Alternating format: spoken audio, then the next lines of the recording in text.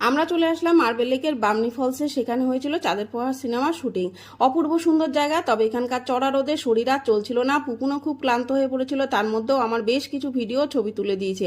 এ সময় প্রচুর পর্যটক যায় এখানে, তবে লোক সমাগম না থাকলে জায়গাটা নিবিড়, শান্ত, ঝর্ণার জলে স্নিগ্ধ আওয়াজ। আপনি কবি না হলেও কবিতা লিখতে পারবেন। চলে আসলাম টুরগা ফলসে। সেখানকার প্রাকৃতিক সৌন্দর্য অপূর্ব, তবে মন খারাপ হয়ে যায় এই ছোট্ট শিশুগুলোকে দেখে। এক মুঠো ভাতের জোগাড় করতে এদের শৈশব আজ বিপন্ন।